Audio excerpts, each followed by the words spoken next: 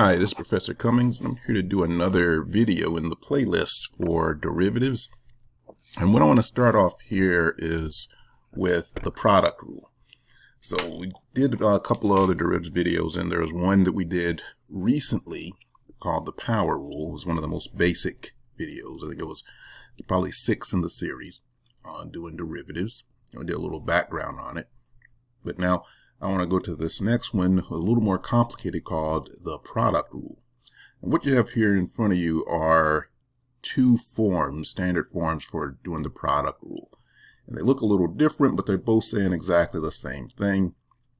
Here you have the derivative of two terms or two functions. And we're looking for the derivative of the product of two different functions is equal to the derivative of one function times the original function of the other plus the first function times the derivative of the second function.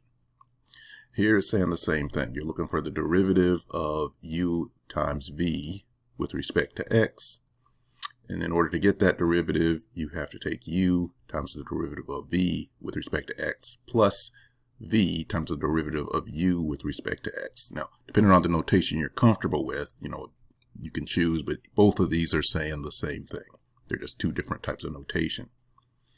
And like as you said, the product rule, the definition of it is the derivative of the product of two or more functions. So here you have the derivative of the product, u times v, of two or more functions. Here you have the derivative times the product of two or more functions. So that's just the real basic definition of the derivatives. That's what it is in standard form. So when you see two functions together, that's how you would know to use this type of formula, this type of format.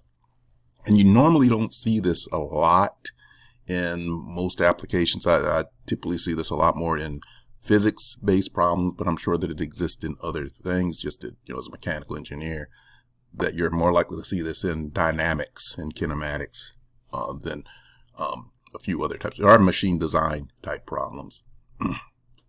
So now, this is just another, just written out the definition, the derivative of the first term times the second term plus the derivative of the second term times the first. So again, just the general idea of what the product rule actually is. So we have this product rule, and we want to see exactly how to use it. But first, there's one thing I said in my power rule video, and I really wanted you to take that to heart if you saw that video, which is that the power rule is a very basic, and when I say basic, I mean fundamental way of taking derivatives. And as you can see it here, it's actually fairly simple. If you have a function of x raised to the nth, and you want to take its derivative, you just take the exponent, turn it into a coefficient, and then subtract 1 from the original exponent, and that will give you the derivative. Now, the reason I said this was such a fundamental thing to learn is that the product rule is really just an application of the power rule. Each term in the product rule of these two original functions actually has to go through the power rule at some point. So if you don't understand the power rule, then the product rule will not be easy to grasp right off the bat. Now let me show you an example of how we're going to apply the product rule, and I'll walk you through it so you can see all the details to it. So here we have an example. We have this problem here. We have a function which is the product of x squared and the quantity of x cubed plus 4, right? So we have what we're asking for here, the product of two terms, and we want to take the derivative of that based off of this function of x. So since we know what the product rule is, you've got the derivative of the first term times the second term plus the first term times the derivative of the second term. So here we have the first term of x squared. We have to take the derivative. And again, it looks just like the power rule. And we know the power rule, you can take the exponent, make it a coefficient, and then subtract 1 from the original exponent. So the derivative of the first term is 2x. So we've actually got, if we just keep track of it, we now have the first term, and we have the derivative of the first term.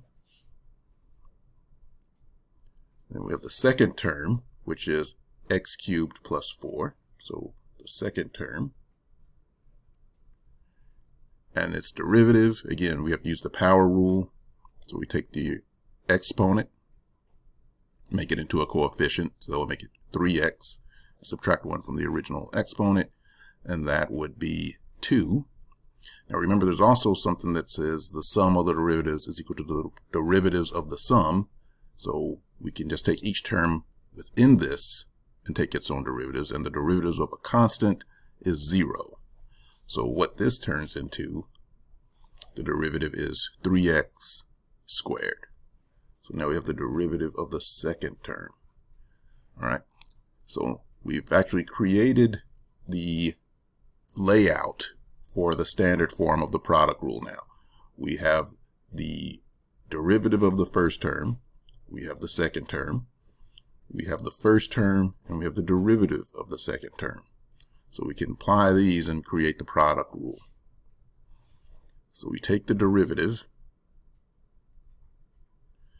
and you can see that here we have 2x, it's the derivative, times the original term of x cubed plus 4, plus the original term, the first term, x squared, and the derivative of the second term. So everything is accounted for in the standard form. We've got everything accounted for. And this, just as a side note, this is a good way if you're dealing with these more complicated ways of taking derivatives, just to write them out in these sorts of format using the power rule first and then apply them to the standard form. It's just a good way of like bookkeeping your thoughts. So back to this. So we have, officially we have a derivative, but what we want to do now is simplify this, and it should be fairly simple to simplify it. But you're just going to combine like terms, or multiply through, and then combine like terms to get this in its simplest form. So we're going to have to multiply through by 2x. And over here we're going to multiply by x squared. So we end up with 2x to the fourth plus 8x. And then x squared times 3x squared is 3x to the fourth. Now we've got like terms we can combine, and we end up with it in its simplest form, which is 5x to the fourth plus 8x. So this is a really basic form of, the simplified form of that derivative. We actually got the derivative here, and then we simplified here. So let's look at this as an alternate way, because I really want to emphasize, how fundamental the power rule is. So if you look at this problem, the original problem, we can take this original problem and we can actually do it another way. And it's going to be kind of intuitive when I show you that. And it's also going to emphasize the power rule. So let's see here. So we look at this alternate way of looking at this. So we start with the original problem. And let's do something a little bit different. And you probably, you already know what I'm going to do, some of you.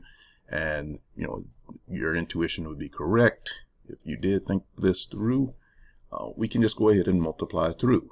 What happens if we do that? Well, you end up with f of x times x to the fifth plus 4x squared, just multiply through by x squared. And now we take the derivative of this using the product rule. Again, the derivative of the product, or the derivative of the sums, is equal to the sum of the derivatives. So we just take each term's derivative independently using the product rule.